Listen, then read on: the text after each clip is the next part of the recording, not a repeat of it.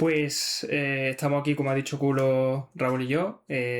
Vamos a hablar de Astro Prospector, destripando Astro Prospector, que es un poquito, ahora lo veremos en más detalle, pero unas cuantas cosas técnicas y relacionadas con el código y el software, y otras cuantas cosas también relacionadas con el software, aunque en realidad es desde el punto de vista más social, ¿no? O de cómo trabajamos el software, no tanto a nivel de código, ¿no?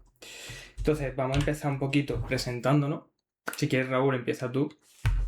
Bueno, pues como ya nos han presentado culo más o menos, pero bueno, soy Raúl, estoy en Málaga ya, me hago cositas allí, yo creo que mucha gente que está por aquí ya me conoce y desde el año pasado, ¿no? Principio del año pasado, pues estamos los tres juntos en nuestro estudio, en Incrementalist.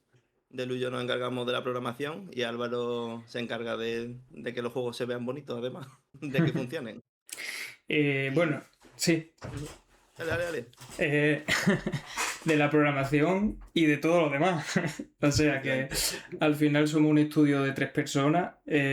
Lanzamos nuestro primer juego en julio del año pasado, que es Astro Prospecto, del que vamos a hablar ahora. Y tenemos un objetivo bastante claro que hace juegos incrementales, que ahora lo mencionaremos brevemente, que sean divertidos y de calidad, sobre todo, ¿no? Un poco como nuestro objetivo haciendo juegos. Entonces, ¿de dónde venimos? Pues ¿de dónde venimos, Ron? Bueno, tú y yo nos habíamos conocido, pero nos habíamos cruzado en algún que otro evento, porque tú sí habías venido a la Málaga Jam y demás. Pero empezamos a trabajar juntos hace 2 años, ¿fue? Más o menos. Estábamos en una empresa malagueña y yo al principio me estaba cargando más de temas de arte técnico y demás, pero en un momento ya me pasé a programación y empezamos a trabajar juntos, sobre todo en el proyecto principal. Y ahí, estando en esa misma empresa, también entró Álvaro de prácticas, ¿no? Ujú. Y se vio que ese chaval es una máquina y se quedó también trabajando en el equipo. Y, y ahí donde nos conocimos, la empresa se quedó sin financiación, Classic desarrolló indie, ¿no? Y nos pusimos a hacer un prototipo, yo creo que en octubre del 24. En plan, venga, hacemos un juego para itch. Entonces tenemos que sacarlo ya. Eh, y bueno, típico de empezar a hablar con un publisher, experiencia típica con el publisher, vamos a firmar, pero todavía no, harán sí, pero un momento no. Y en un momento ya nos cansamos y dijimos, mira, vamos a hacer una cosa por nuestra cuenta. Descartamos la idea que estábamos haciendo en un principio y empezamos un juego desde cero, ¿no? Ujú. Y ahí es donde empezó la aventura de Astro Prospector. Sí, sí, fue un poco como, joder, vaya lío hemos tenido con el publisher, llevamos 3 meses trabajando en un juego que parece que vamos a firmar, está ya aquí, pero no, y dijimos, pues mira, ahora vamos a hacer uno sin publisher, y va a ir bien, y bueno, profecía autocumplida, ¿no? Una cosa que quiero mencionar, porque seguramente luego lo vamos a mencionar durante la charla, es que en la empresa esta tuvimos la gran suerte de tener mentorías de Ricardo, aquí presente, eh, que nos ayudó mucho a canalizar el conocimiento que en ese momento nos hacía falta aprender, ¿no? Para dar el siguiente paso, y que gran parte de lo que hoy vamos a hablar y de por qué Astro técnicamente creemos que ha ido bien es gracias a ese impulso que pudimos tener a partir de las mentorías. Así que gracias tanto a Ricardo como a quien permitió que Ricardo estuviera ahí, ¿no? Haciendo un esfuerzo o lo que hiciera falta Ujú. para que pudiéramos estar hoy aquí.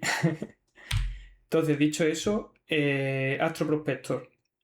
Vamos a hablar muy brevemente para quien no conozca el juego, porque a lo mejor tiene un poco más de sentido lo que veamos después. Y Astro Prospector es un juego incremental activo. No es como los clásicos Idles, Adventure Capitalist o Click Heroes, este tipo de juegos en los que tú esperas a que pasen las cosas, sino que tiene todo el sentimiento incremental de progreso a tope, dopamina, etcétera, pero con un gameplay muy, muy activo, ¿no? Entonces, Astro Prospector es básicamente un juego de minar café, donde tienes una nave con la que rompe asteroides que sueltan café, porque hay una malvada Asteroide. empresa, caferoides, perdón, caferoides que sueltan café. Hay una malvada empresa que ha acaparado todo el astrocafé del universo, que está bastante bueno, pero se lo quieren quedar todo ellos y no repartir a la gente. Y entonces tú vas un poco, pues, pasando de ser una navecita a un dios, ¿no? De la destrucción espacial. Y Raúl, si quieres cuenta un poco el loop del juego para que se entienda mejor. Sí, bueno, en general, el loop que suelen tener los juegos incrementales así más activos suele basarse en run cortas y luego pasar por una fase de mejora compra de mejora. En nuestro caso, con árbol de mejora, yo creo que es lo que más le entra a la gente. Yo recuerdo que mientras lo estábamos haciendo el árbol de mejora, la gente decía, qué bien se ve, ¿no? Tengo ganas de meterme en ese árbol, tal. Y entonces son partidas cortas, tú vas al espacio, tienes un tiempo máximo que puedes estar allí, vas rompiendo caferoides, te van saliendo naves que te disparan mucho, como se puede ver en el GIF de ahí. Y bueno, tu objetivo es aguantar y destruyendo todos los peligros que tienes, además de recoger café. Cuando terminas, ya sea derrotando a todos los enemigos o porque te quedas sin café, que es el tiempo que puedes estar fuera en el espacio, vuelves a la tienda y con todo lo que has recogido, mejoras. Una de las principales cosas que tienen todos los juegos incrementales es que siempre va a estar más fuerte, siempre se va a sentir más fácil en la siguiente partida. Como que siempre tiene ese progreso, aunque no se haya dado tan bien la propia partida. Exacto, pues bueno, dicho esto, la charla, ¿vale? Lo que vamos a hablar aquí hoy, está dividida en dos partes. Son las técnicas, que es hablar con la máquina, y los procesos, que es hablar las personas. Está dividida en 6 bloques, digamos, o sea, son estos 2 bloques con 3 técnicas o 3 cositas en cada uno. Y después de cada técnica o proceso, vamos a dejar un par de preguntitas, porque creemos que tiene más sentido hacer las preguntas al terminar el bloque que al terminar la charla, porque habrá cosas del principio que no tengan nada que ver con el final. Y así también destensamos un poco las cosas que sean más heavy, más pesadas. Entonces, vamos a empezar fuerte hablando de la arquitectura. Y en nuestro caso MVP, que ahora hablaremos de qué es exactamente. A ver, la arquitectura es una cosa que a veces parece como hasta complicado de definir si no ha estado como dentro de lo que es, intentando aprender, pues practicando, leyendo, recibiendo formación y demás. Yo tengo, por ejemplo, una formación de ingeniería del software y hasta que no nos pusimos a aprender de verdad y a tener formación y a practicar, no terminaba de saberte decir muy bien qué es la arquitectura de un proyecto. Entonces, al final la arquitectura, y bueno, un disclaimer antes de seguir, todo lo que nosotros vamos a comentar aquí no es rigurosamente técnico, ni pretendemos dar clases en un sentido de enseñaros qué es lo correcto o qué es lo de verdad, sino que estos son lo que nosotros hemos adaptado, ¿no? De todas estas palabras y todos estos conceptos, que es lo que nosotros utilizamos y lo que nosotros hablamos en general, ¿no? Cuando queremos decir estas cosas. Entonces, la arquitectura es como la estructura global del código del proyecto, ¿vale? Más o menos. Esto va a definir unas reglas generales, una división de capas, por ejemplo, que ahora lo veremos en detalle, y cómo se comunican esas capas, cómo los datos se mueven a través del juego, cómo se hace el flujo. Son una serie de reglas que se repiten durante todo el proyecto y que de hecho hay veces que nosotros decimos, joder, es hasta aburrido ya programar porque tenemos que hacer todo el rato lo mismo. Meter una feature nueva, y siempre igual, ¿no? Que eso me pareció mágico también, llegar a ese punto. Entonces, esta regla se sigue durante todo el desarrollo y no suelen variar, porque si tú varías la arquitectura de tu juego cuando esté a mitad de juego, a lo mejor incluso te sale mejor empezar de nuevo lo que es el código, porque al final está muy arraigado, ¿no? El corazón. Y bueno, pues bien planteada hacen que modificar el código sea muy sencillo y se disminuyan mucho los tiempos de iteración, que al final nosotros tenemos una filosofía muy de iterar lo más rápido posible, ciclos de feedback súper cortos e intentar hacer lo siguiente más pequeño para poder probar lo que queremos probar. Puede que tenga sentido esto a lo largo de la charla. Entonces, bueno, Raúl, si en cualquier momento quiere añadir algo, me corta, ¿vale? Que yo... Sí, tengo algo que decir, pero la parte así más técnica, toda tuya. Bueno, empiezo con la carrerilla. A ver, nosotros utilizamos Model View Presenter, ¿vale? Que es pues una definición concreta de arquitectura, pero seguro que habéis escuchado hablar de modelo vista presentador, controlador, modelo vista, view model, no sé, hay un montón de técnicas que al final en el corazón son todas lo mismo y se pueden generalizar a una cosa muy, muy similar, que es cómo se comunican los datos y los diferentes módulos del proyecto entre ellos, y al final son todas bastante parecidas. Pero bueno, nosotros utilizamos esta en concreto porque es la que se nos enseñó, digamos, y la que hemos adaptado a nuestro uso, y al final pues nos sirve perfectamente. No es muy común en videojuegos, al menos en videojuegos indie, no sé tampoco a lo mejor en AAA está un poquito más estandarizado y se tiene más cultura del software, pero es verdad que en videojuegos en general este tipo de cosas tampoco se suelen ver mucho. Nada. Eh, Nada es lo más indie, ¿no? Desde luego. Pero bueno, espero que no equivoquemos y que sí que sea más común de lo que pensamos, porque al final creo que ayuda mucho. Entonces, ¿qué es modelo vista presentador? Básicamente es una arquitectura o una regla en la que hay tres capas, ¿vale? Son como tres partes de un todo que cada una tiene un significado y se comunica de una forma con las demás. Entonces, ¿cuáles son estas capas? El modelo, ¿vale? Seguramente muchas veces digamos la palabra dominio para referirnos al modelo, ¿vale? Pero modelo, ¿vale? Es lo importante. ¿Qué es el modelo? Son los datos. Son algunas operaciones lógicas. Es el estado de las cosas. El state, el estado, ¿vale? Quedaos con eso. Mm. Todo esto lo vamos a ver en código a continuación directamente y creo que va a ser un poquito más fácil de entender. Luego está la vista, el view. ¿Qué es la vista? Son los GameObjects, el input, todo lo que existe en el mundo, ¿no? El mundo físico. Y luego el presenter, los presentadores, que muchas veces diremos controladores, ¿vale? Pero queremos decir presentadores y al final es un poco similar. Los presentadores son el flujo y la comunicación entre el modelo y la vista. Se encarga como de unir todo y de comunicar una capa con otra para que todo fluya, básicamente. Y bueno, luego también hemos incluido aquí los puertos o los ports, que ahora veremos en el código más en concreto, pero sirven para gestionar la comunicación entre el presentador y la vista. Pero ¿cómo funciona todo esto? ¿Cómo se comunica cada capa? Pues si os fijáis en el diagrama este que hay aquí a la izquierda, nosotros tenemos la vista, que por ejemplo, tú recibes un input de, no sé, vamos a inventárnoslo. Un input no es solo presionar un botón, ¿vale? Cuando diga input. Puede ser también, por ejemplo, que el personaje ha tocado un recurso, ¿vale? Hay una colisión y toca un recurso. Entonces, esa vista se encarga de llamar a un presentador y decirle, oye, he tocado un recurso. Habrá una clase que se encargue de gestionar eso y esa clase se encarga de decirle al modelo, por ejemplo, comunicarse con la clase de inventario, que será parte del modelo. Serán datos puros. No tendrá nada de Unity, o sí, pero en general no. Y dirá, oye, modelo, inventario, añade uno de este tipo de recurso.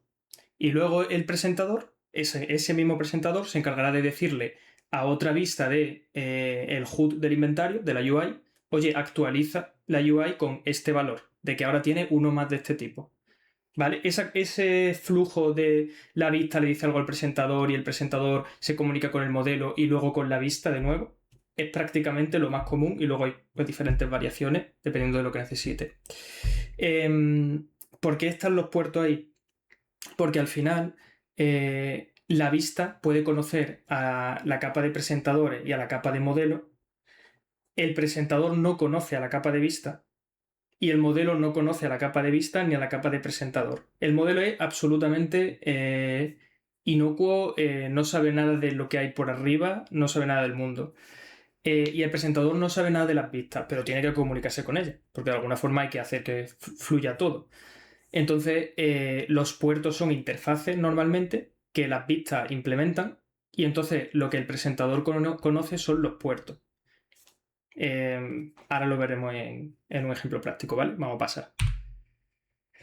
Y bueno, aquí hay un par de cosas que iremos mencionando durante la charla, creo, para no meter mucha carga ahora. Pero bueno, Sí, podemos utilizamos... empezar Dale. viendo algo del código de esto de MVP Yo sí que digo que casi 100% voy a decir dominio cada vez que quiera decir modelo y voy a decir controlador cada vez que quiera decir presentador.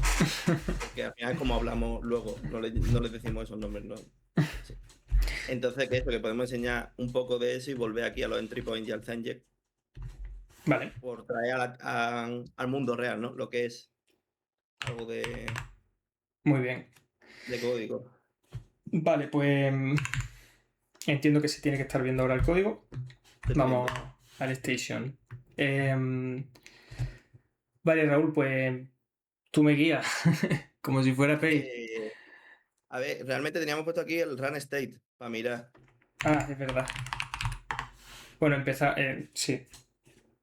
Nosotros, por ejemplo, todo lo que tenemos en modelo dominio, le solemos poner state siempre que esté Bueno, gestionando pues estados de distintas partes del juego. En nuestro caso, cuando nosotros también intentamos mantener un dominio muy bien definido, en el sentido de los términos que utilizamos para el juego tienen que saber las 3 personas del proyecto qué significan. Entonces, una run, cuando nosotros hicimos Astro Prospector, era en el momento que tú le dabas a lanzar y la nave salía al espacio hasta que se terminaba y volvía. Entonces, una run era estar fuera en el espacio recogiendo cosas. Pues el estado de la run tiene aquí, sí que es cierto que no leo muy bien los valores, pero bueno, si Así lo está mejor. siendo ejecutada, ¿no? Y running, si se ha quitado tal, tiene toda la información que necesitamos en este dominio. Sí, al final, si os dais cuenta, en general el state, o sea, el modelo o dominio, suelen ser datos como primitivos, ¿no? Suelen ser pues enteros, booleanos, floats, etcétera, o clases propias que tú hagas, pero que al final van a estar probablemente compuestas de esos datos, o cosas como diccionarios, etcétera, etcétera, ¿no? Por hacer una pequeña aclaración, teóricamente, lo mejor es que esta parte del código, no esta capa, no conozca a Unity, sea agnóstica del motor.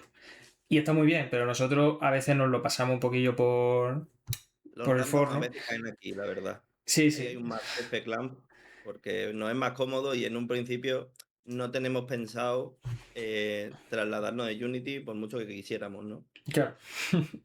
Entonces al final, sabiendo lo que está haciendo, pues utilizamos cosas que nos aligeran un poco la vida.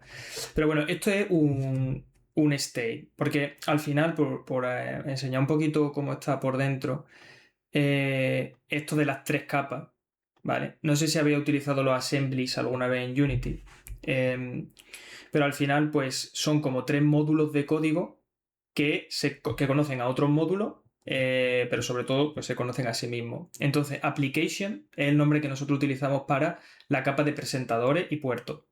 Todo esto todo esto son presentadores. Por ejemplo, collect resources. Pues tú aquí tienes un método de collect que se encarga de, oye, contenedor de recursos, dime qué ID de este recurso. Oye, displayer es una interfaz, ¿vale? Esto es un puerto. Oye, displayer, se ha colectado este recurso. Entonces todo se va comunicando así. Al final, si os fijáis, es comunicación con modelo, comunicación con la vista, cálculos de flujo de cosas que tengan que ocurrir, comunicación con modelo y con la vista otra vez. Bueno, vale, eso sí. ¿Qué más podemos enseñar? Estaba en el... Run state teníamos puesto configure run por run state del dominio, ¿no? Ahora, uno de los controladores que afecta a ese dominio es configure run. Vale. Mira, voy a ir un momento aquí, ¿vale? Para que se vea el wait. Esto, que ahora hablaremos de la programación asíncrona, para quien no sepa lo que son estos await y estos async. Pero cuando tú entras a la escena del espacio, al final nosotros en Astro tenemos 4 escenas, o 5, que son el menú, la station, que es donde te mejora, el space, que es el espacio donde juega, y los créditos, y creo que poco más. Eh, entonces, cuando tú entras a la escena de espacio, hay una cosa que es el entry point, que luego lo podemos mencionar más en detalle, porque me parece interesante, pero tú entras y esto es lo primero que se ejecuta en esa escena, ¿vale? Entonces, primero te esperas a que se inicialice la RAM, se configuren todas las cosas que se tienen que configurar, luego te quedas aquí esperando hasta que se haga la RAM. Y esto a este le da igual lo que esté pasando por dentro. Aquí pueden pasar un millón de cosas, pero esta línea de código se lee muy fácil, incluso para una persona que no programe. Aquí pone update run, do run. Y luego te espera a que se limpie la RAM y se finalicen cosas. Entonces, Raúl había comentado de ver. Bueno, ¿cuál habías El dicho? controlador de configure Configurar run. RAM. Vale, esto es un controlador, sí, presentado. Este, por ejemplo. Lo comenta Raúl si quiere. Mi problema es que como tengo el chat abierto me sale un poquito con poca resolución, pero aquí lo tengo abierto en grande, ya lo tengo. Vale. Al final, esto lo que está haciendo, configure RAM for start RAM, está configurando la RAM al empezar, ¿no? ¿Qué tenemos que hacer? Pues el Space Zone, en nuestro caso, eran todos los datos de cuántos asteroides van a salir, cuántas naves van a salir y en qué momento cuánta vida tienen las cosas. Pues lo primero que hacemos es de un provider, que nos está conectando con, al final, un scriptable.js de Unity que tiene todos los datos, les decimos, oye, en esta zona, pásame toda la información que tengas. Y eso ya lo meto en dominio. Entonces este controlador está metiendo en dominio toda la información para que el dominio ya esté configurado para cualquier otra cosa que tenga que utilizarlo, se sepa lo que tiene.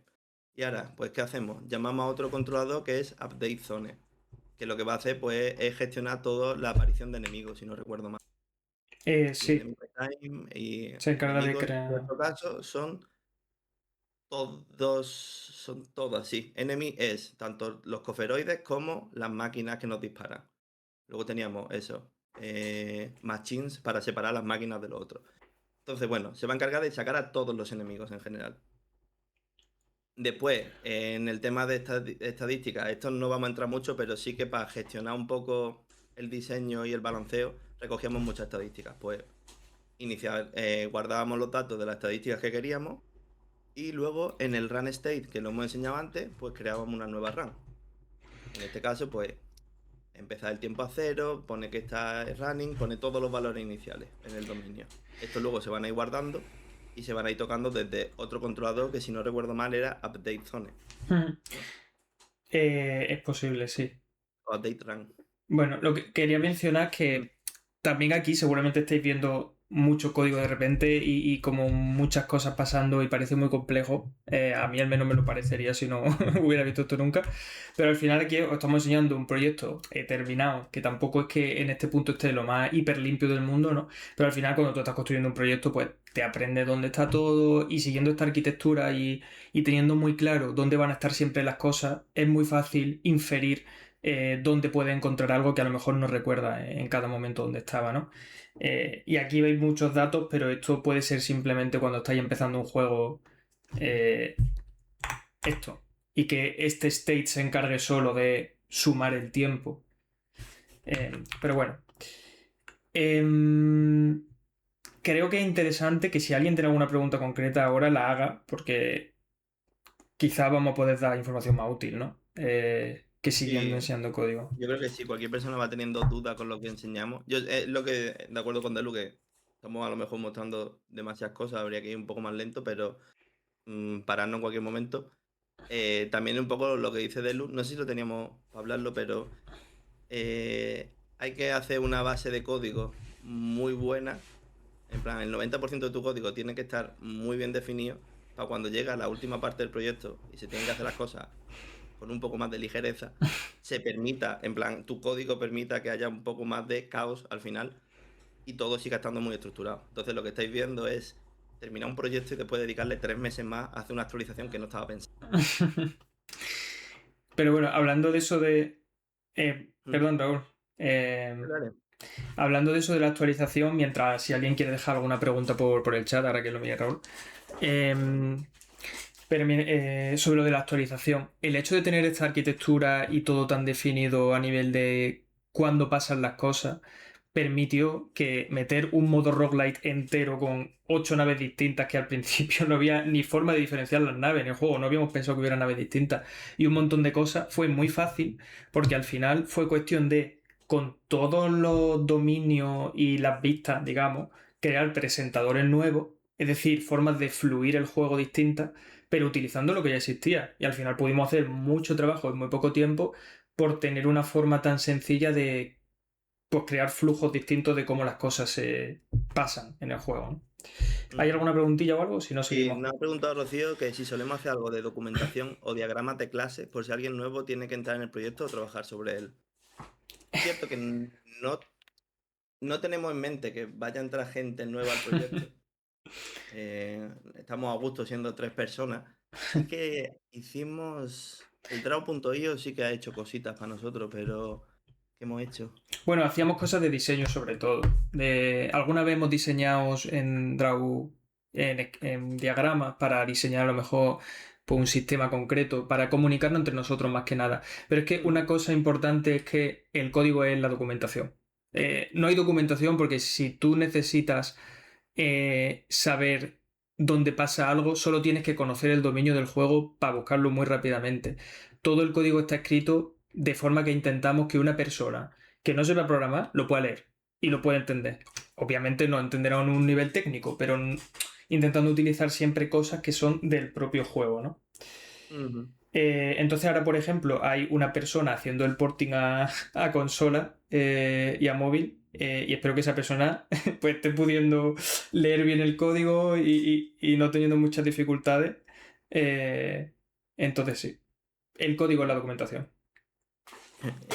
Perfecto. Luego tenemos otra pregunta, pero la vamos a tratar después, porque nos preguntan que hemos usado task en vez de unitask Vale. y cuál ha sido la decisión de usar uno u otro. Creo que el siguiente bloque de técnicas es sobre programación asíncrona. Así que entramos ahí y comentamos también sobre esas cosillas. Pues vamos a seguir si no. Luego si tenéis alguna pregunta sobre esto en concreto, pues podemos abrir el código, enseñar lo que sea, o lo que sea, de verdad, cualquier pregunta. Vale, a ver, volvemos a la diapositiva. Vale, vamos a descargar un poco esta parte técnica con... El programming. Yo recuerdo que creo que fuiste tú quien lo propuso en la empresa que estábamos trabajando. Y a mí de primera me chocó muchísimo porque yo sé que, bueno, pues en el ambiente en el que me muevo, Ricardo Culo, tal, lo mueven mucho, Joser, y suelen hacerlo muy a menudo, pero a mí me sonaba como algo muy alienígena, ¿no? O sea, yo programo mirando mi código y así es como estoy más concentrado y tal. Pero empezamos a hacerlo en la empresa y la verdad que es una maravilla. En plan, te descarga de una cantidad de cosas y hace que el código que sale tan mucho más robusto que volver para atrás ahora mismo se vuelve un poco raro. Aquí recalco lo que ha dicho Delu antes de esto es nuestra implementación de pair programming. Creo que no es lo común lo que nosotros hacemos, porque la gente suele hacerlo como en dosis más pequeñitas. Pero bueno, nosotros en todo lo que son generación de los sistemas principales del juego, siempre que estemos haciendo algo que es bastante como núcleo del juego, estamos en Discord y estamos en PER. ¿Qué significa estar en PER? Estamos las dos personas trabajando sobre el mismo código. Eso quiere decir que hay una persona que se llama Driver y otra que se llama Navigator.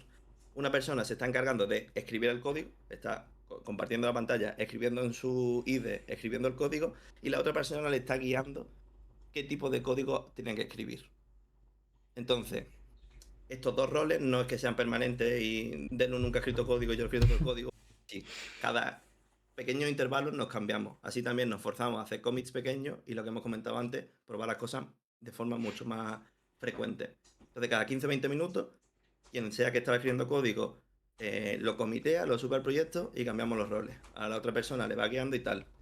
A veces, cuando una persona tiene mucho más claro cómo va a ser la conexión entre el sistema y demás, pues hacemos 2 sesiones seguidas de uno escribiendo y el otro guiando, porque así la persona que está escribiendo se quita el hecho de tener que pensar hacia dónde tengo que ir y solo tiene que encargarse de la mini tarea, ¿no?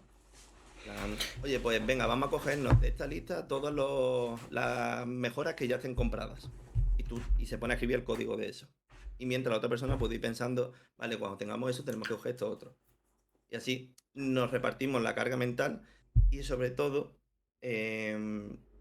los dos conocemos el código porque lo estamos trabajando a la vez. Dale, ¿querías decir algo? Bueno, decir que esta charla la estamos haciendo en Pair, porque va a salir mejor que si yo la diera solo o si Raúl la diera solo.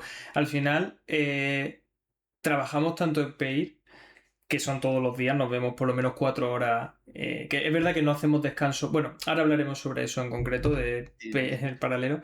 Pero bueno, lo que quería decir con esto es que al final también es incluso una filosofía de vida, ¿vale? En el sentido de que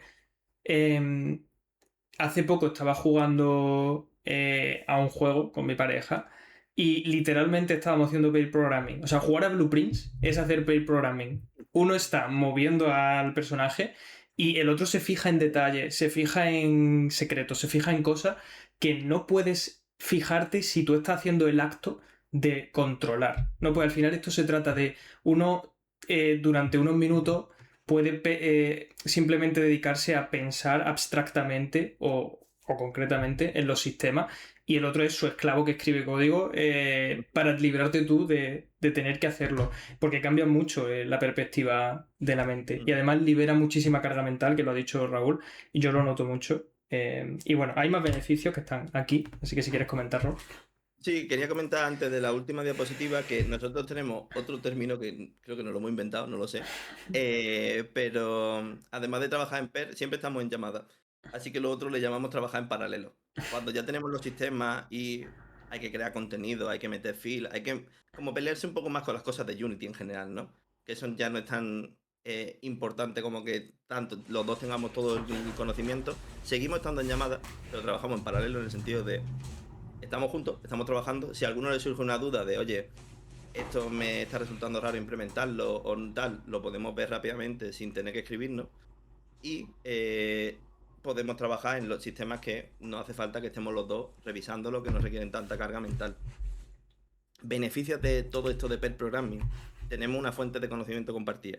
En el sentido de, si Del un día no puede venir a trabajar porque tenga cualquier cosa, yo sé cómo funciona todo. Yo no voy a modificar normalmente nada estructural si no estamos los dos. Vamos, ninguno de los dos vamos a hacer eso.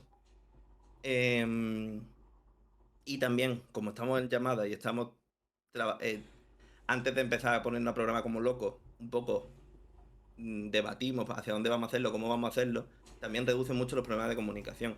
Porque, y esto es algo que tenéis que tener clarísimo, da igual que seáis poca gente en un equipo, vais a tener una reunión, vais a hablar de una cosa, creéis que tenéis la misma idea y cuando os ponéis a implementarla es como, yo no había entendido eso. Porque sí, porque se tratan muchas cosas, un juego al final tiene muchísimos componentes que tienes que tener en cuenta y se llegan a conclusiones que te crees que son las mismas, pero ha habido fallo de comunicación. Entonces a la hora de implementarlo juntos es como, bueno, y ahora esto tiene que hacer esto. Como no, hemos dicho lo contrario, ¿no? Como, vale, vamos a hablarlo, vamos a mirarlo. Y entonces también llegamos al punto de que también diseñamos en PER. No hay una persona que tenga el rol de diseñador en nuestro equipo. Estamos los tres. Álvaro a veces se tiene que salir porque, por lo que sea, 4 horas escuchándonos hablar sobre código le saturan. Pero cuando vamos a tratar todos los temas de diseño y demás, siempre lo vemos los tres juntos y eso, el estar haciendo el código junto también saltan las dudas de, oye, ¿y esto cómo va a funcionar en el juego? Y podemos diseñarla en ese propio momento. Sí, muchas veces también ayuda, o sea, yo me doy cuenta mucho de que ayuda a tener los sistemas y en general todo lo más simple posible. Porque a veces a mí se me ocurre una forma de hacer las cosas que creo que es simplecita, pero es que lo hablo con Raúl y es como, ¿y si en vez de eso hacemos no sé qué? Y a lo mejor no hemos quitado 100 líneas de código y hay una cosa mucho más limpia y viceversa, pasa mucho. Entonces, bueno. Si tenéis la oportunidad de practicarlo, porque al final es una cosa que hay que practicar y que vivir para adaptarte, y no todo el mundo a lo mejor puede estar 4 horas en llamada trabajando con otra persona. O sea, ahora hablaremos de esto también. Pero bueno, está recomendado. Vale, antes de pasar a programación asíncrona, que es lo siguiente, si alguien quiere preguntar o comentar algo sobre esto en concreto, es el momento. Sí, por hacer un inciso, nosotros lo que solemos hacer es jornadas de... A ver, cuando empezamos nuestro proyecto eran jornadas de 3 horas, después pasaron a ser 4 y después son 5. Y por la mañana solemos estar eso. Yo creo que lo que hemos estado de por la mañana más largo es de 9:30 a 2:30. Y por la tarde, fuera de estar cerca de lanzar el juego, a no ser que a alguien le apetezca hacer algo por cosas de programación, no se suele trabajar. Sí, o sea, yo te... Durante esas 5 horas estamos, si no en PER, porque estamos creando sistemas, estamos en paralelo haciendo cosas. Total. Que a mí me gusta pensar que es real, que nuestro crunch es trabajar 8 horas, como si fuera un trabajo normal. El día que hay que hacer crunch es porque hay que trabajar 8 horitas. Entonces digo, wow, en verdad está bien. Bueno, ¿hay algo que comentar o pasamos? No hay ninguna duda. Muy bien, pues vamos a ir para Está adelante. escrito, vamos. Nos han dicho que somos TDD, Trio Design Development. Total, total. Bueno, ahora que han comentado lo de TDD, una de las ventajas de, por ejemplo, tener una arquitectura como MVP es que facilita mucho hacer test, porque puedes desacoplar como la vista y hacer mocks y todo eso. Pero en Astro hay una cantidad de 0 tests. Y empezamos haciendo test, de hecho, en otro proyecto. Pero en Astro fue como, bueno, todavía es fácil, todavía es simple, todavía es simple. Y al final no hay tests. Y la verdad que hay pocos bugs para los pocos tests que hay. Eh, en el juego nuevo yo ya me estoy planteando que quizá hay que dedicarle un poquito más de tiempo a los tests. Pero bueno, eso aparte. Vale, programación asíncrona, ¿vale? la programación asíncrona a muy alto nivel y muy en general, lo que permite es hacer tareas o iniciar tareas de código que no te bloqueen el hilo principal, ¿vale? Tú en Unity tienes tu hilo principal que va corriendo pues, cada frame y se va actualizando pues, cada bucle. Entonces puedes hacer cosas que no bloquean ese hilo y ese hilo puede seguir ejecutándose. En C Sharp en concreto, que es lo que usamos lógicamente, tenemos el async await y las tasks, ¿vale? Aquí voy a hacer una hipersimplificación, porque sobre todo lo que queremos aquí es dar concepto, que si alguien sepa que existen por si no los conoce y pueda investigarlo o pueda preguntar o lo que sea. Pero los métodos que devuelven tasks, es decir, ahora lo veremos en código igualmente, pero tú tienes un método que como devolución hace una task, esos métodos pueden ser esperados. Y los métodos que implementan async pueden esperar, ¿vale? Muy a grandes rasgos es eso. Pero ¿esto por qué?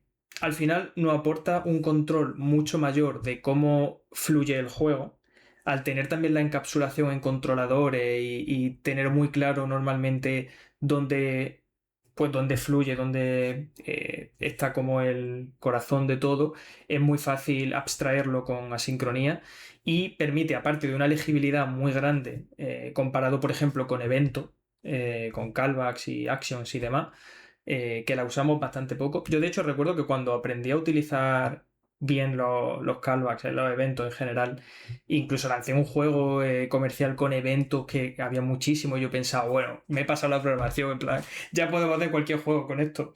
Y luego pues aprendí a programar de verdad, ¿no? Y estoy seguro de que me faltarán muchas veces en mi vida en la que diga, y ahora he aprendido a programar de verdad.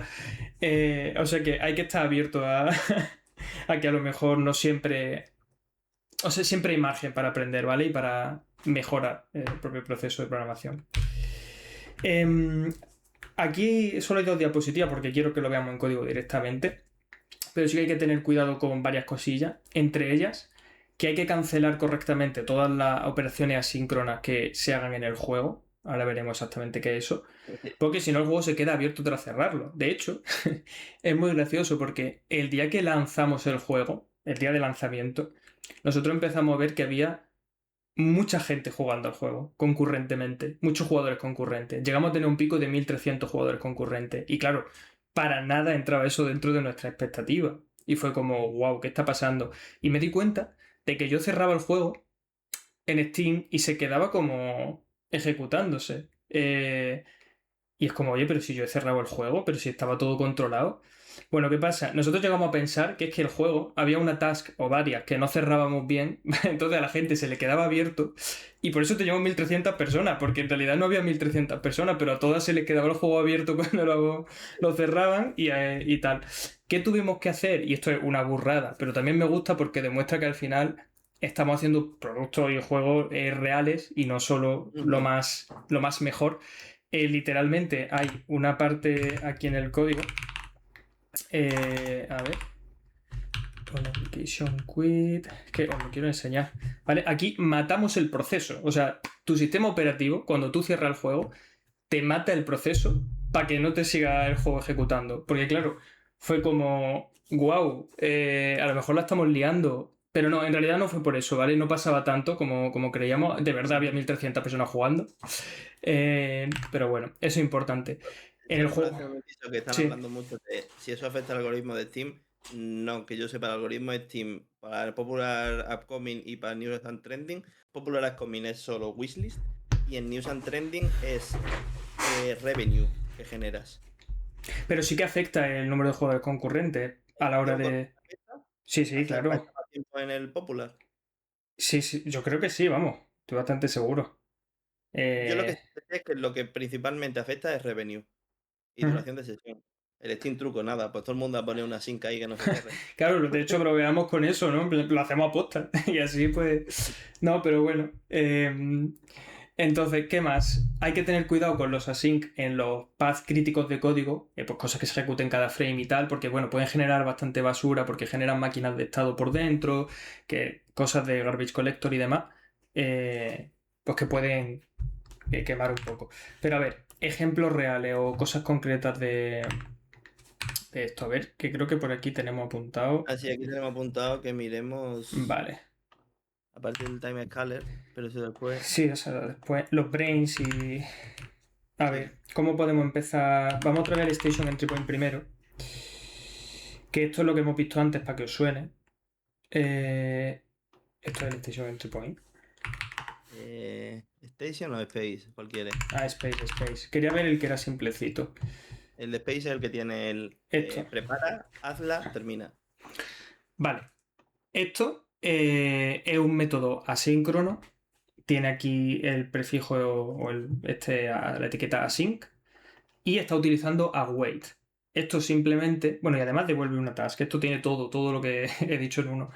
¿Qué significa? Hay alguien, en este caso, bueno, ¿no? life cycle. Bueno, aquí hay una cosa que no vamos a explicar, que está muy chula, pero para otra charla.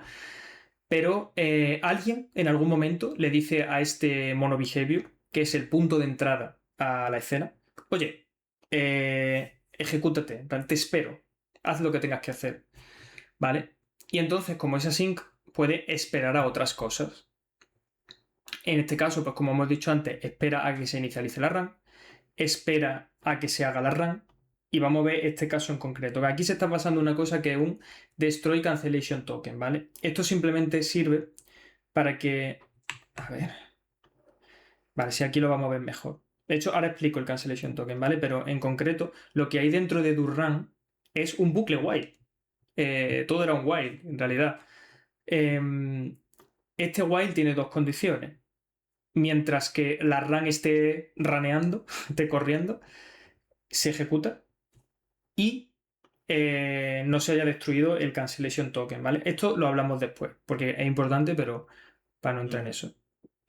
Entonces, ¿esto cómo funciona? Tú básicamente llega a un punto en el código en el que empiezas a esperar a esto y esto se empieza a ejecutar no en el hilo principal. Bueno, es un poco complicado, pero vamos a imaginar que no es en el hilo principal.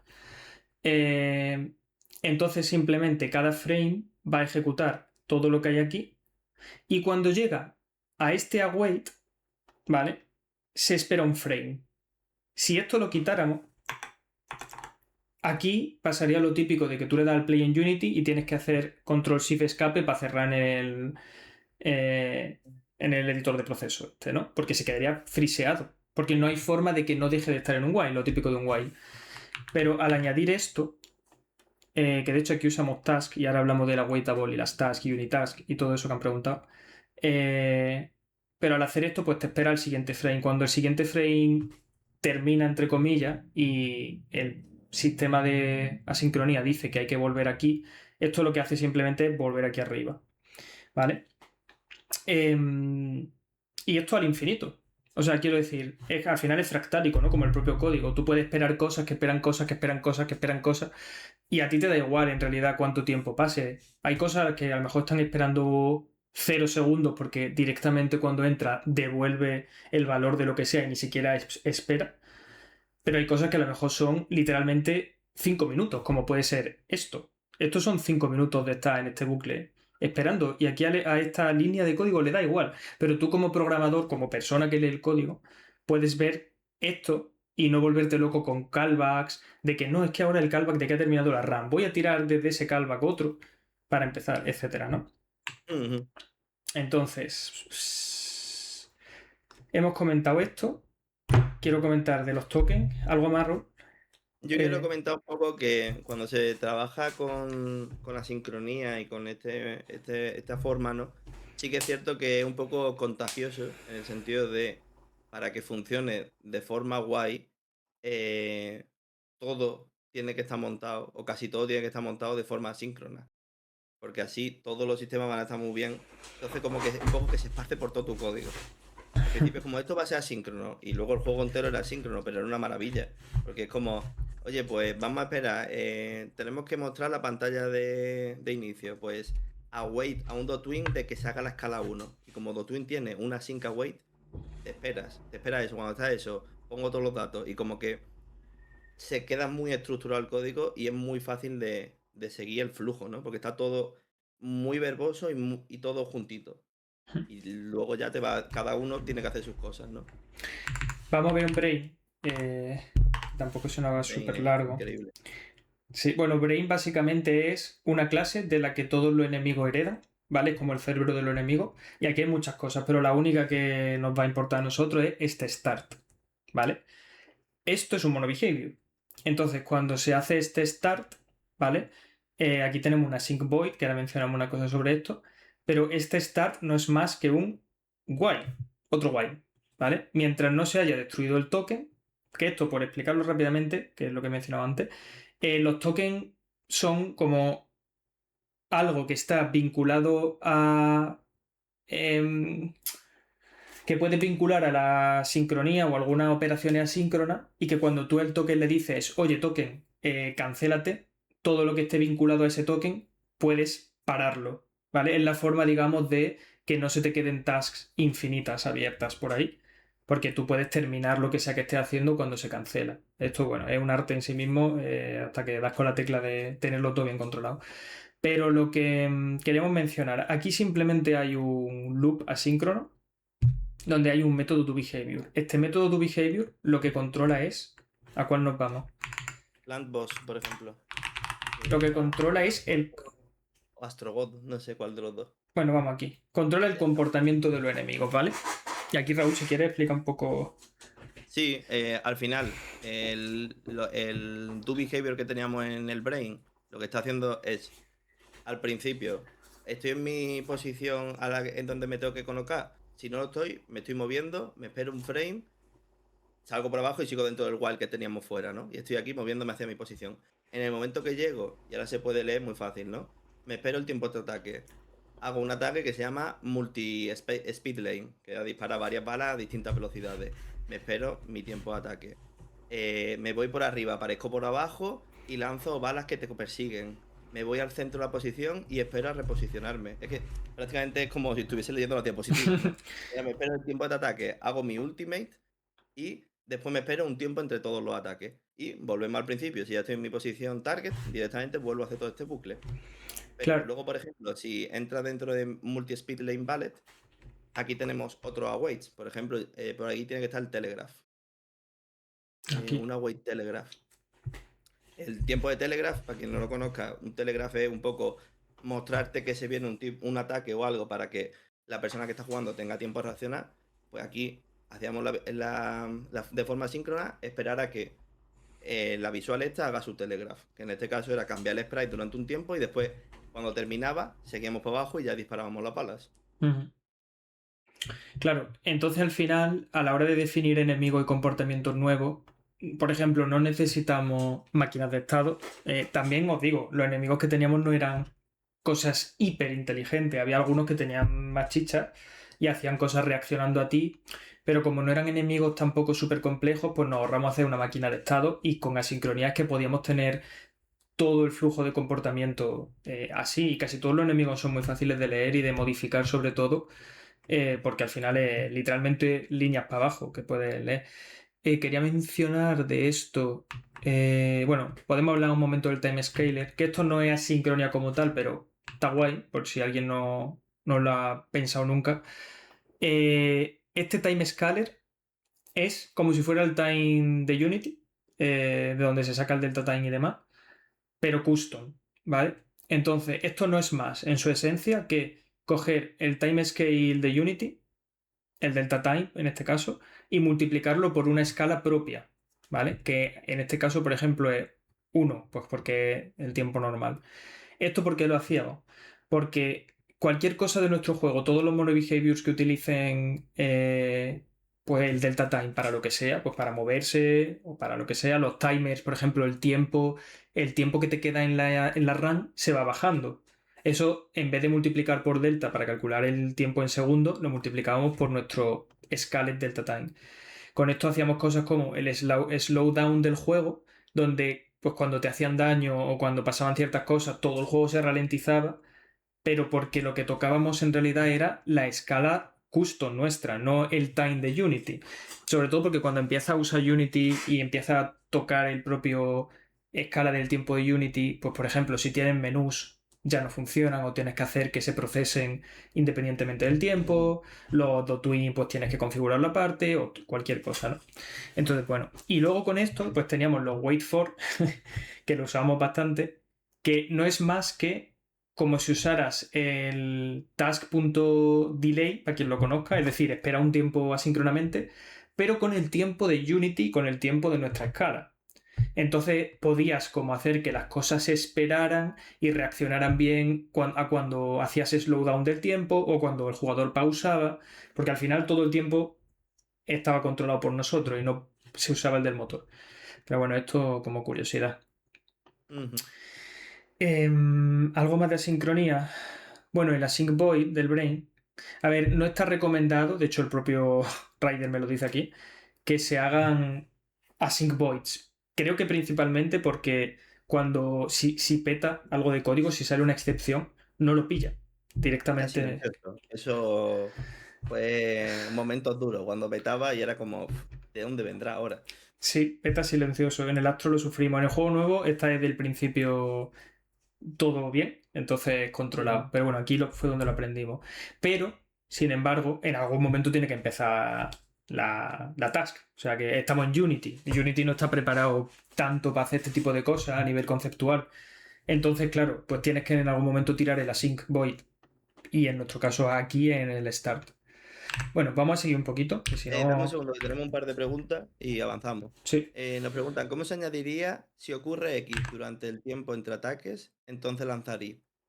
Bueno, si tuvieses que estar recogiendo algún tipo de dato, estaría guardándolo en dominio y a la hora de tomar la siguiente, es decir, mientras tú haces un ataque, ¿no? Y mientras haces el ataque, como estos son multithread, en plan, hay multithreading, ¿no?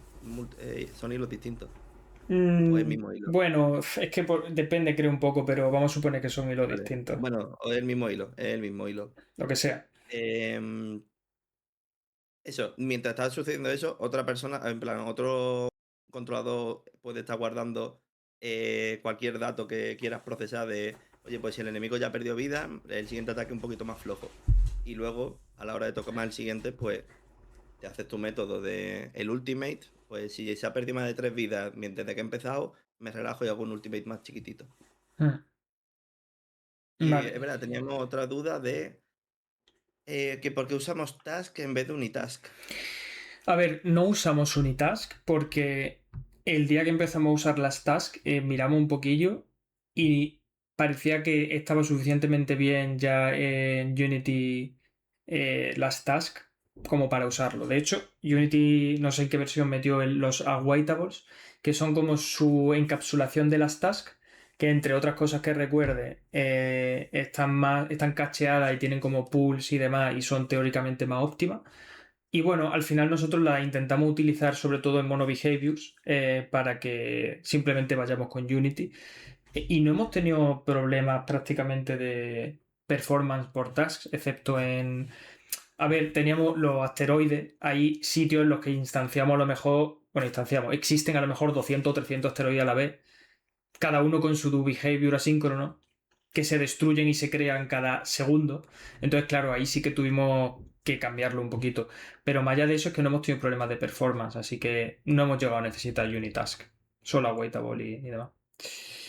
Y Eh, luego hay una última pregunta que yo te la leo, yo no la entiendo, pero porque es tema técnico. Y nunca ocurren data, no sé si races o traces, con tasks que modifiquen el mismo dato, etcétera, como pasa en multithreading. a ver, es que no hacemos... No, o sea, no tocamos estado de forma síncrona. Es decir, tenemos, que de hecho eso no lo hemos mencionado creo, pero nosotros no utilizamos por ahora tasks para hacer cálculo, como por ejemplo podría hacer pathfinding con tasks para que se tiren en un segundo plano y luego te vuelvan los datos, sino que prácticamente solo lo usamos para flujo. Entonces, en general, no hemos tenido ningún frame en el que toquemos la misma variable de dos sitios y haya habido, o una lista, por ejemplo, que es donde puede haber más problemas o estructuras, ¿no? Entonces, bueno, la respuesta es, puede ser, nosotros no lo hemos vivido. Vale, venga, vamos a continuar, que si no se me hace Sí, largo sí. esto. Ahora vamos a parte de proceso, que es más relajadita. Bueno, en verdad le hemos puesto título, pero hablamos un poco de todo en cada en Sí. cada bloque. Pero bueno, planning agile o iteraciones cortas que lo hemos estado hablando. Entonces, para que entendáis un poco nuestra forma de trabajo, trabajamos siempre en remoto. Al final Álvaro no es de Málaga y bueno, se trabaja mejor desde casa, es más rápido y demás. Entonces, nos metemos en Discord, 9:30, 10, depende del proyecto, depende del trabajo que haga falta. Y, empezamos el día más o menos todos juntos y hablamos un poco de qué es lo que vamos a hacer y demás. Sí que tenemos que, como estamos en remoto y a lo mejor no nos vemos tanto como queríamos, los lunes hacemos como 15, 20 minutitos de videollamada de contarnos un poco el fin de semana por no meternos solo aquí a trabajar, que a veces como que es un poco raro, porque ya hay mucho, estás todo el día aquí, estás debatiendo sobre cosas que a ti te parecen bien y tal, y hace falta también recordar que, bueno, estamos aquí, que somos personas, ¿no? Que tenemos cosas. Entonces, eso, trabajamos en remoto, pero siempre estamos aquí en Discord haciendo llamadas. Lo que hacemos todos los lunes es una organización semanal con objetivos, en el sentido de nos ponemos cuáles son los objetivos que queremos cumplir esa semana, entendiendo que son flexibles. Más o menos tenemos unos hitos de los que queremos alcanzar. Normalmente la demo, demo Golden y sacar el juego. Y entonces vamos haciendo los objetivos que nos parecen más prioritarios durante esa semana. Y cada día los más prioritarios de lo que hemos hablado de la semana. Es un poco como ir haciendo un filtrado de tareas que tenemos que hacer. Y la forma en la que tenemos que organizarnos es que tenemos un Notion que sirve un poco como documento de diseño en general, pero también tiene un tablón de Kanban. Nosotros separamos las tareas en To Do y en Doing. Entonces, conforme van saliendo cosas que tenemos que ir modificando, las vamos añadiendo al Kanban y nos vamos encargando de hacerlas.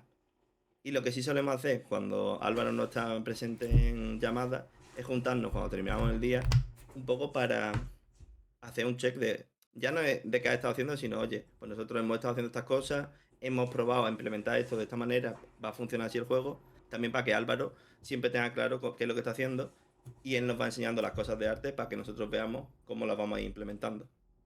Una cosa también que quiero mencionar sobre el tablero, intentamos no tener backlog, ¿vale? Para este juego nuevo está siendo más complicado, pero intentamos que cuando se acabe la semana, las tareas idealmente se han hecho todas las tareas que había, pero si no, es casi como un reseteo. Y a veces borrábamos tareas que sabíamos que íbamos a tener que volver a pensar, pero era como, bueno, ya surgirán de nuevo, ¿no? Obviamente. Como, Si tan no, importante es, ya nos acordaremos de ella. claro. Y entonces intentamos no tener una lista enorme de cosas, idealmente, en lo suyo, y te quita mucha carga mental. Vale, Y bueno, más. no nos asignamos tareas, no tiene sentido, porque si Delu y yo estamos, si no en paralelo, pues ¿para qué? Porque sabemos lo que estamos haciendo y al final las cosas de arte nosotros no nos vamos a meter. Así que no tenemos que asignarlas. Sí que nos centramos mucho eso, en lo de la ley de Parkinson, de cuando te propones un tiempo para resolver algo, siempre se va a expandir para ocupar todo el tiempo, ¿no? Que te propone. Y sobre todo lo hicimos porque cuando empezamos el Astro, uno de los pilares del diseño del juego es que tenía que estar listo para el 31 de mayo. No es para nada como se plantean los pilares en un principio en diseño, ¿no? Pero para nosotros lo era, en el sentido de, si queremos meter algo muy guapo, pero que nos va a durar un mes y estamos en abril, pues no se puede, porque para el 31 de mayo tiene que estar el juego terminado. Entonces, intentamos hacer desarrollos cortos. Al final, Astro Prospector, la primera versión sin actualización, creo que fueron 5 meses y medio, 6 meses de desarrollo. 5 meses, fueron de desarrollo. Y luego la actualización fueron 3 meses. Así también es más fácil meter tijeras sabiendo que no queremos alargarnos mucho en el desarrollo.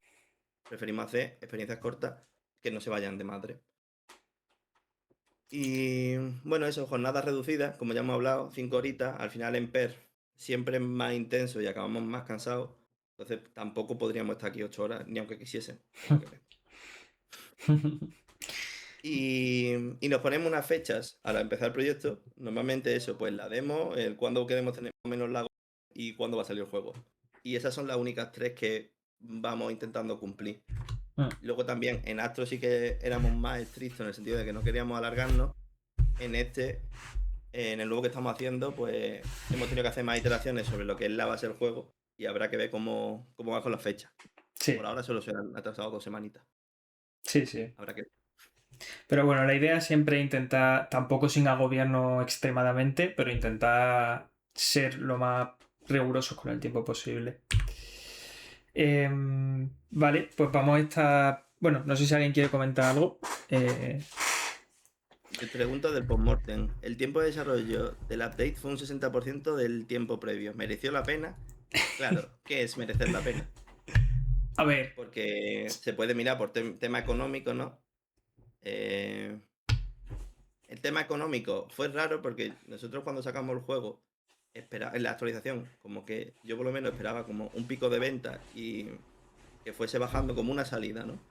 Y sin embargo lo que fue es que de repente no hubo una superventa el día de la actualización, pero de repente a partir de la actualización durante 2 meses y medio tuvimos ventas como de mes 2. Sí que es cierto que, si me pregunta a mí, la actualización, los roguelikes, es que no hagáis roguelikes. Si me preguntáis a mí, no hagáis roguelikes. Porque un roguelike al final no me quiero meter mucho, pero son muchos sistemas emergentes que son graciosos cuando se juntan. Y para hacer eso tienes que dedicarle tiempo a jugar con todos los sistemas y ver cómo es gracioso que se junten. Entonces, hacerlo en 3 meses implica hacerlo un poco apresurado. lo hicimos porque nos apetecía un poco. Sí. Y ya está. Está más pulido la versión original del juego. Está guay que tenga ese contenido y de todo se aprende, ¿no? Claro, lo que tenemos claro es que el juego nuevo no va a tener modo roguelike, ya está. Ha sido un buen aprendizaje. Nos ahorramos esos 3 meses. Bueno, creo que hay. Ah, vale, se ha respondido.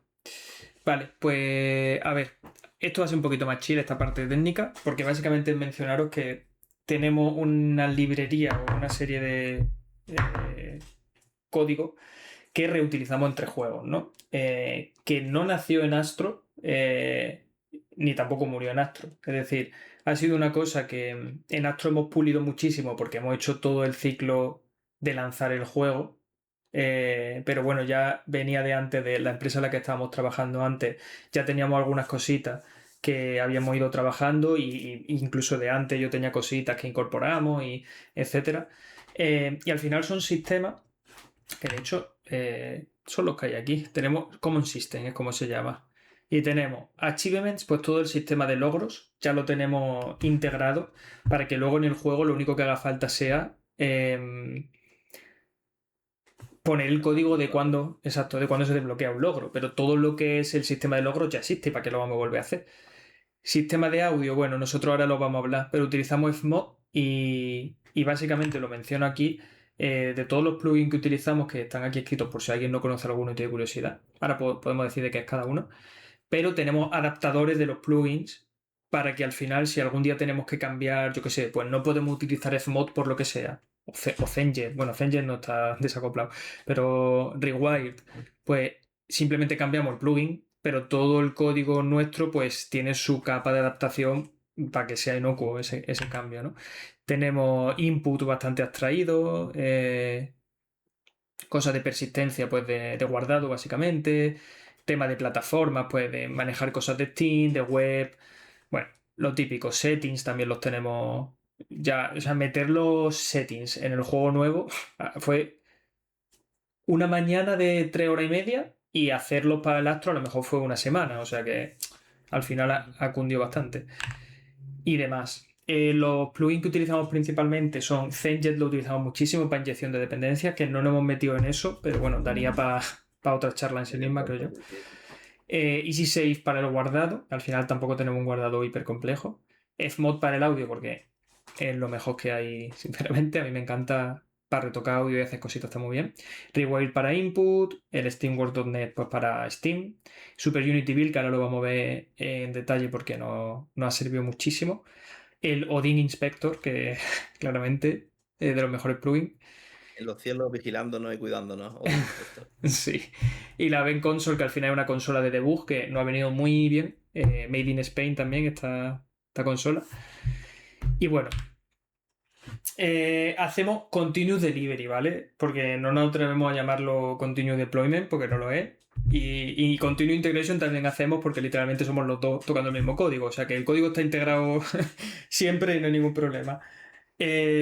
Automatizamos la subida a Steam dándole a un botón, pues se sube varias veces a la semana. Y entonces, al final, iterar en las builds o pasarle builds a gente o lo que sea es hiper fácil porque literalmente es darle a un botón y ya lo estás jugando en Steam 2 minutos después. Que eso, como lo haga a mano, pues bueno, se te quitan las ganas. Tenemos el sistema de building que utilizamos Super Unity Build, ahora lo vamos a ver en Unity. De hecho, lo vamos a ver en Unity ya. Super Unity Build es un plugin open source que está bastante bien y que bueno, aquí hay un montón de cosas. Pero básicamente, ¿qué te permite este plugin? Pues bueno, aparte de definir cosas básicas como pues la carpeta en la que se hacen las builds, te lleva un traqueo de la versión del juego automática, que está bastante bien, para no tener que preocuparte de actualizar la mano. Puedes definir como diferentes, ¿cómo lo llaman ellos? Release types y luego diferentes plataformas y luego diferentes stores, ¿vale? Entonces al final acabas con una explosión de combinaciones como podemos ver aquí, porque está la versión full release, es decir, que no es de debug, para Windows, en mono para Steam, y la misma pero sin DRM, y la misma pero con IL2, etc. Al final nosotros tenemos aquí los tics estos para acordarnos de cuáles son las buenas, porque de todas estas a lo mejor hemos usado 5, ¿no? Pero bueno, eso ya es inevitable del plugin, a lo mejor se podría modificar. Pero lo importante de esto es que tú puedes definir que ahora tienes que meter, por ejemplo, GOG, que es una cosa que algún día pronto deberíamos mirar para subir el astro. Claro, GOG tendrá a lo mejor algunas cosas de su propia plataforma para los logros y no sé qué. Pues tú puedes definir GOG como distribución, ¿vale? ¿Y para qué sirve esto en realidad? Para que luego tú puedas definir acciones de pre-build y post-build. Por ejemplo, nosotros utilizamos mucho las definition de César, estas que te permite poner Unity y que usa César, para una cosita que es el release type, como se llama aquí, que bueno, básicamente son 5 booleanos. Pero estos 5 booleanos se configuran cuando se inicializa el juego, según estas etiquetas, ¿no? Esos defines. Y al final se utilizan, pues, yo qué sé, en la versión de demo, pues tiene que aparecer un cartelito de que es la demo. Pues bueno, tú puedes simplemente inyectarte esta instancia del release type, te miras si es demo y ya está. Y esto para un montón de cosas es súper útil. Y no tienes que poner los defines en todos los lados del código, que eso es horrible. Pero bueno, la cosa es que esto se autoconfigura. Entonces tú quieres hacer una build de prólogo, bueno, de demo para Steam, pues le das un botón y se te configura todo. Y luego se sube. Aquí está la contraseña de Steam, pero no pasa nada porque no es la de verdad. Pero básicamente esto te autoconfigura todo, te hace la build, te la sube al depot. Y bueno, que está muy bien, investigadlo porque merece mucho la pena si no lo tenéis ya. Y luego aquí cosas de Fmod. Entonces, bueno, pues esta herramienta ha sido mano de santo para automatizar esas tareillas.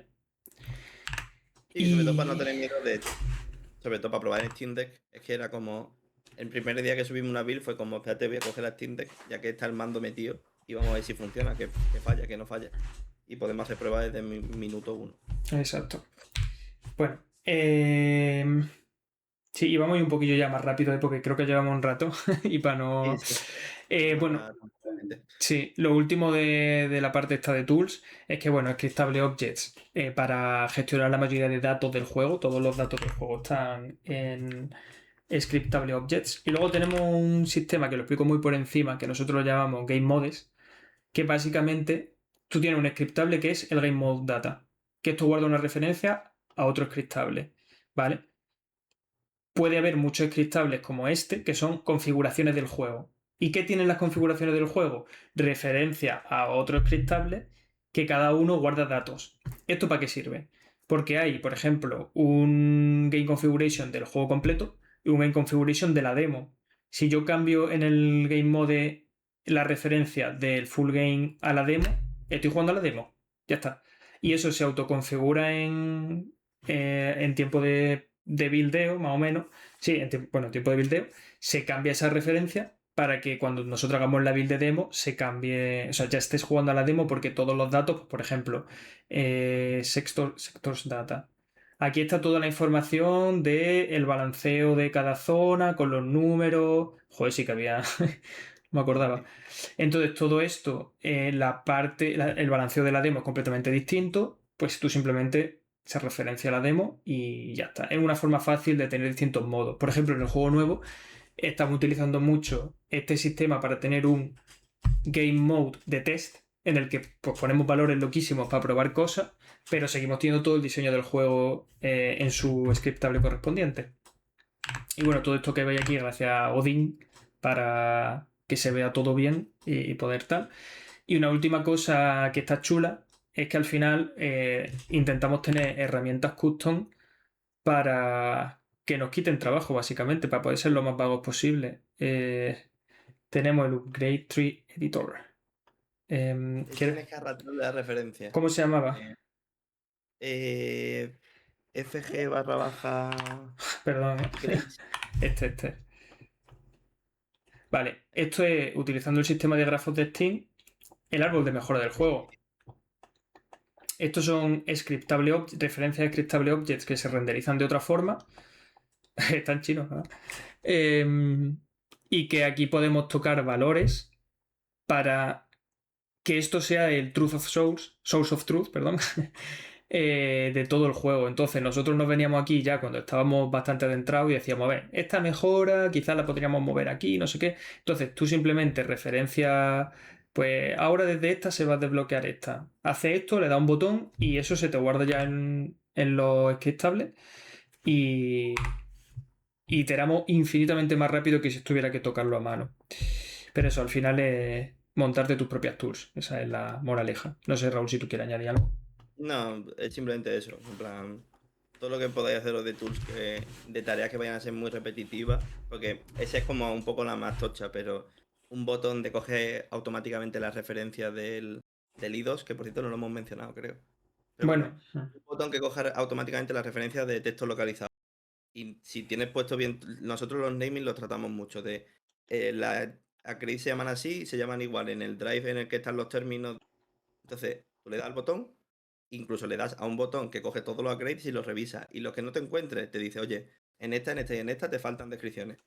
Y dices, claro. pues espérate, que se me ha olvidado una S en algún sitio. Exacto. Y bueno, para terminar un poquito. El disagree commit, ¿no? Sí, disagree la parte a lo mejor no tan bonita o que a veces cuesta un poco más gestionar. Aquí nos gustaría hablar de eso.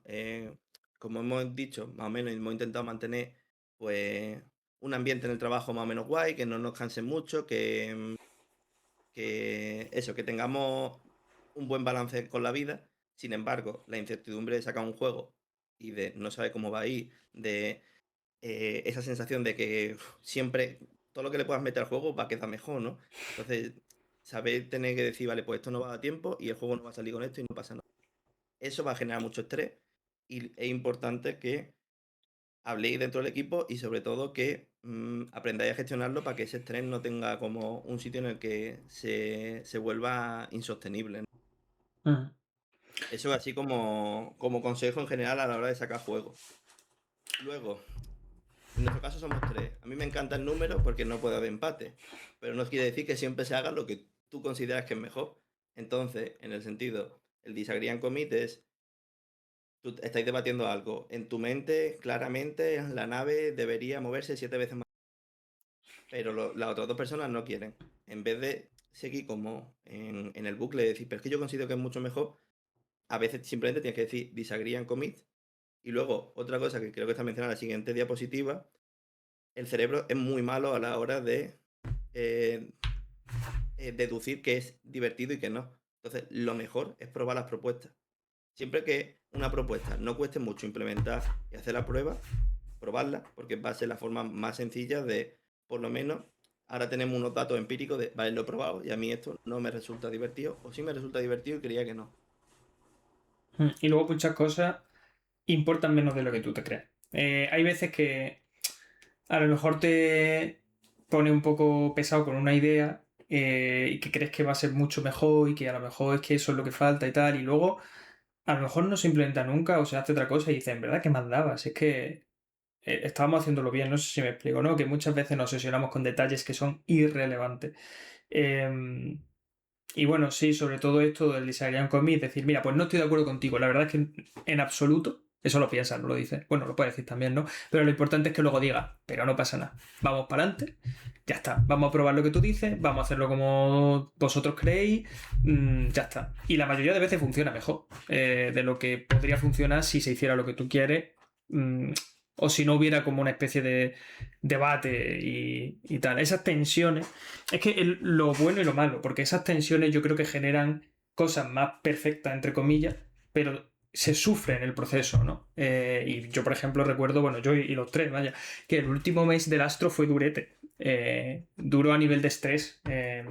Y al final es complicado porque también sabes que estás haciendo un juego en el que tú no puedes, o sea, puedes intentarlo, pero cuando llega un viernes y se cierra y te vas a descansar el fin de semana, no es como si estás en una empresa que sabes que te va a seguir pagando y que el problema es de otro, es que es tu juego, ¿sabes? Y es tu empresa, ¿no? Es tu estudio. Y si no sale bien, a lo mejor hay que cerrar, ¿no? Entre comillas.